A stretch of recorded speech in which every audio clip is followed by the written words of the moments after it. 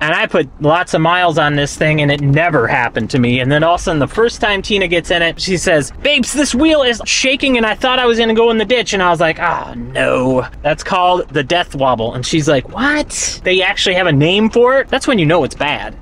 You name the thing because everybody gets it. So in this video, I'm gonna tell you why it's happening. I'm gonna teach you how you can fix it yourself for 54 bucks. Or if you don't really want to fix it yourself, I'm gonna teach you exactly what to say to the alignment people so that you can get yours fixed without having to do all of this business with the steering stabilizers and all of that stuff. And I'm also gonna go on a little bit of a rant, but I'm gonna save it for the very end of the video because I wanna get right into it, okay? Stay tuned for my rant at the end. This is an at your own risk video. As part of our How We Do It series, this is how we fix the death wobble in a Ford. In this is what I firmly believe is the real reason why the Fords have this problem. If you're not comfortable with making changes to your vehicle, don't do it. Again, at your own risk, okay? Just I need to say that before we get into it. The main culprit behind the death wobble is a bad alignment. That's it, straight up. That's it. A lot of people out there say it's because of loose linkages, play in the steering, or whatever. That is not the cause. It shows up when you have bad linkages. If you've ever driven stuff in the olden days, like a vehicle that has had a lot of wear to it, right? And you'd be going down the road and you can take the wheel and turn it, it has a lot of play in the steering. But it still goes down the road, right? When you get to high speed, it doesn't shake like a Banshee. I've driven lots of vehicles that had play in the linkages, and it never, ever, ever did a death wobble. And that's why when you think of death wobble, you don't really think of old vehicles, you think of these Ford trucks. The cause is having either a low, which is close to zero, or a negative caster in your alignment. It's kind of a hard thing to grasp. So the way that I explain it is this. If you look at a picture of these scooters, you can see the caster angle. You can see the steering is up here and it goes down. There's hardly any positive caster to these vehicles. So that means when you're driving it, you have to have a tight grip on the handlebar. Pay attention to that, right? The tight grip, because we're gonna come back to that, okay? As you hit bumps and stuff, it's shaky, it's not very stable. Now, just like those scooters are folding bikes, those things, when you get them going fast, you have to have a tight grip on the handlebar as well, or else you'll lose control. I actually tried to one-hand drive and lost control while I was doing a video. Sorry, almost crashed. Those things have like no caster, or maybe even have like negative caster. Now, when you have a bike that has a good rake to it, that's a lot of positive caster, and you'll see kids riding these bikes no-handed, right? They'll just be sitting up, riding, and they're having a good time, and their bike is super stable. They can steer it just by shifting their weight. That's what we need. We need more of that. We need more positive caster. So we're going to take this into the shop. I'm gonna show you a bushing that you buy, $27.05 a piece on Amazon. You put this bushing in and you adjust it so you have the most positive caster that you can get out of these trucks. Caster does not affect the wear of your tires. All it does is affects how you steer, which is, it's just mind-boggling why Ford does not do this themselves. All right, you wanna see the parts right here. That's it right there. So right underneath here, this nut is what they call the camber caster bushing. And it adjusts how this wheel sits this way and this way in that linkage right there. In Ford specs, they have a minuscule amount, right, that it can go this way or this way, okay? And a lot of times, if it's within spec and it's all the way this way, then you're totally fine.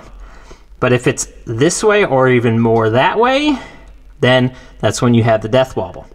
So what we're gonna do today is we're just gonna take it and put in a different piece, a different bushing, and adjust it all the way back. So what we have is a bigger rake on this vehicle. Just a little bit of caster will make the biggest difference, okay?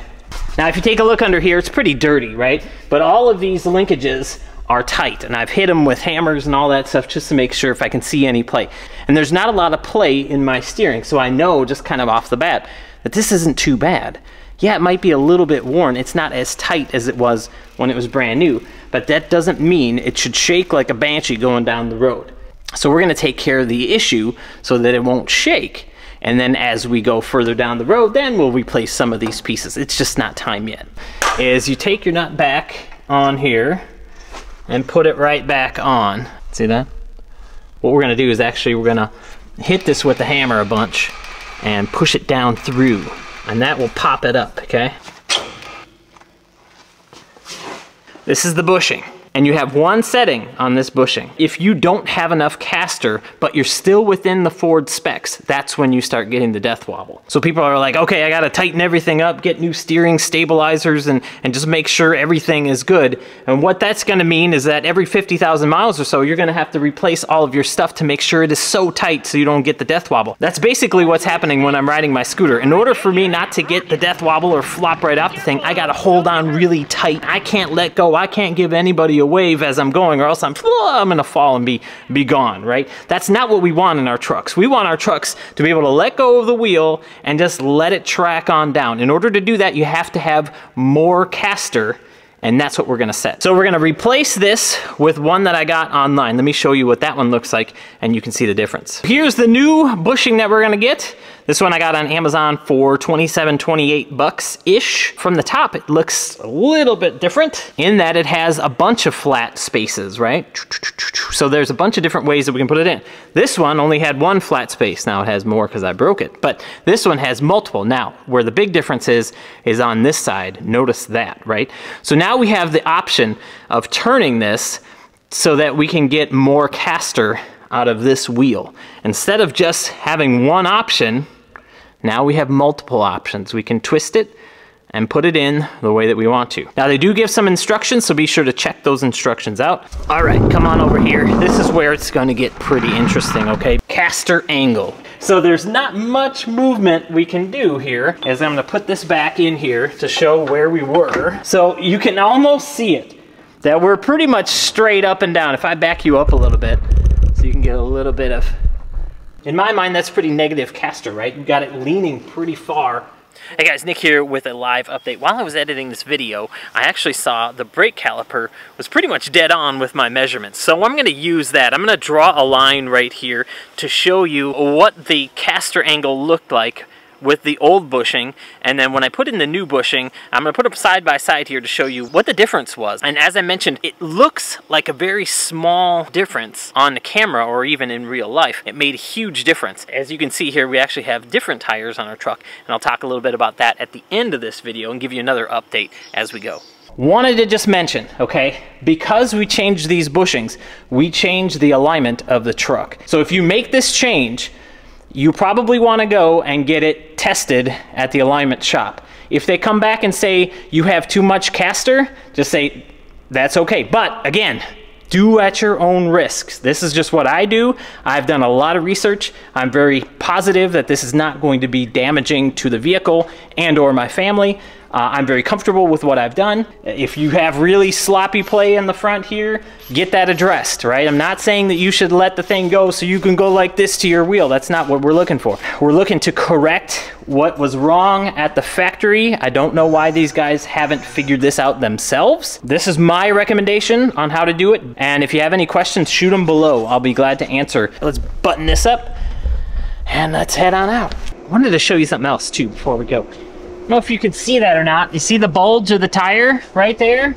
I like to run this truck with the tires at what Ford says, right? So 50 some, I think is what they say in the front. I like to do that because it gives a softer ride. Now I have seen, and I don't know if it was on YouTube or just somebody else, seen where people said, well, you gotta air up the tires to 80, you know, so they're super tight so that you don't get any play. That's how I know, you know, when you start hearing stuff like that, and it's like, well, wait, I can't even run my tires at what Ford tells me to because it will shake, then I know something's not quite right. So we're gonna take this out and do a test drive, and then I'm gonna tell you how I learned about this, right? Right as I'm going over some bumps, I can tell that the wheel is much more stable. Like, notice how the wheel didn't move, right?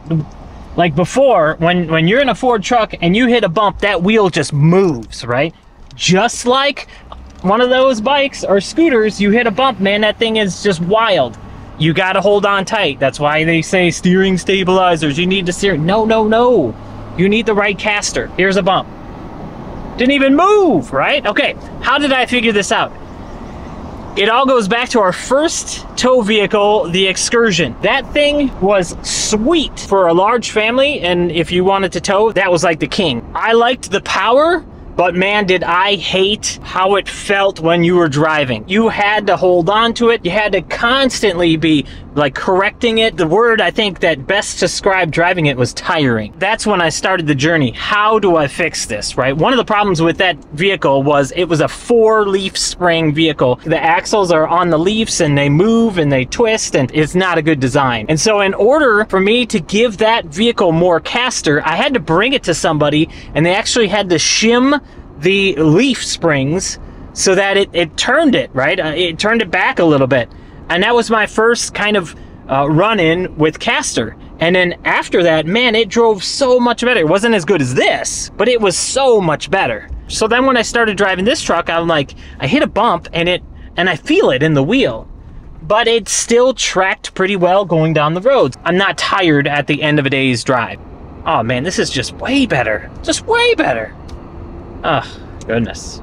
I want to get going at least 75, 80 miles an hour. So our interstate here is 70 miles an hour, so we'll get it up to 80. I'm pretty sure the death wobble's gone, but you just gotta check and make sure. My little bit of a rant, here it is. I love the fact that we can go online, we can go to YouTube, and we can figure out how to do stuff. There's so much information. There's more information in the world now than there has ever been, period, in history. Case in point, when our Excursion got a bad lifter, there was a walkthrough on YouTube on how to remove the body of the Excursion step by step. That is amazing. That being said, the amount of stuff out there from people who don't really know is staggering too. I'm a little upset in the fact that so many people have put videos out talking about steering stabilizers and all that stuff as the fix for this problem. I don't know. I understand where people have the problem and they're like, I want to share what it took for me to fix it, right? I get that, I really do. I guess what I'm saying is that if you have a problem, death wobble, or anything else, don't just take the first thing that you see on YouTube. And it's really unfortunate because there's a lot of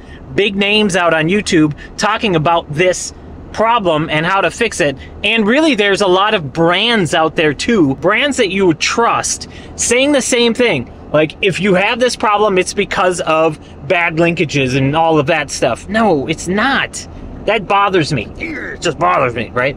Rant is over. It's like night and day difference. And it snaps back. I really love that. The side, the truck wants that wheel to go back to center. That's what caster does. Stable as a rock, like a rock. It's not quite that type of truck. Okay, just came off the interstate. I-40 around here gets really busy, so I didn't really want to record too much while I was on the interstate. But what I noticed right away when I first got up to speed is that when I hit a bump, I didn't really have to hold onto the wheel. I could let go of the wheel and the truck just kept tracking. In my opinion, this is definitely the fix. So if you have the death wobble, I encourage you to try this first before you try any of that other stuff with the steering stabilizers and all of that. If you're not comfortable with working on your vehicle, call up your local alignment person. Maybe don't even mention that you got the death wobble. Tell them that you want to add 3 degrees positive caster, okay? The person on the phone might not know what you're talking about, or they might just say, yeah, we can do that. They'll take down your information, set you up with an appointment and everything, and then at the end, make sure, say, I'm sorry, I just really need to know, I need to add 3 degrees positive caster. Are you sure you can do that? And if they say yes, we can do that, and if they start talking about bushings, then you know you got a good place. If they say, well, I'm not really sure, or they say, yes, we can do that, but they never mention like bushings or anything, call somebody else, okay? Because what they'll end up doing is run the alignment. It'll be within specs. They won't change anything because they don't have to, and then you'll get it back and it'll be the same. Tell them, I want the most positive caster that you can get out of this truck. There is a most that you can get, right? It's as far as it will go inside the adjustment, and that's where they should put it. When you find somebody that can essentially say that back to you, and say, yes, we will change the bushings, we will put an adjuster in, whatever it takes to get the most caster out of it, then you know you got a winner. Take it there. It'll probably cost you, you know, 100, 200 bucks, you know, depending on how much they charge you for the bushings. But you know they cost $27 on Amazon. So, you know, if you want to try it yourself, it's not too hard. Just make sure you have some, you know, WD-40 or something to loosen them up. Put it on there a few hours beforehand, and then you have a much easier time. Super pumped that that took care of it.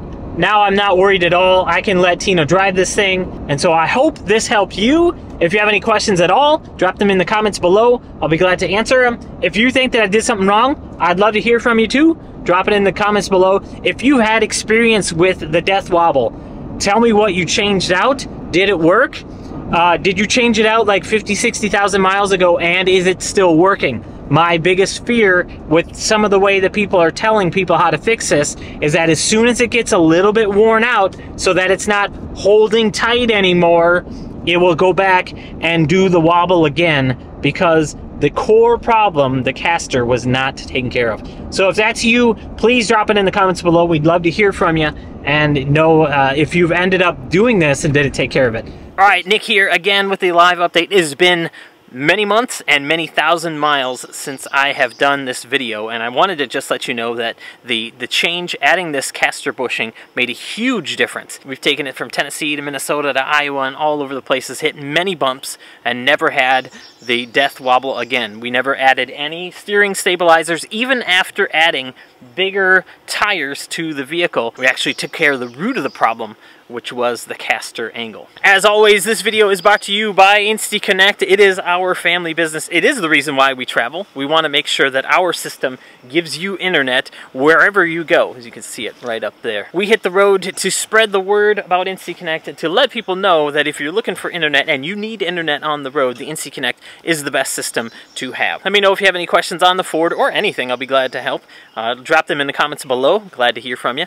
Thank you so much. Hope you're having a wonderful day, and I'll talk to you soon. Bye-bye.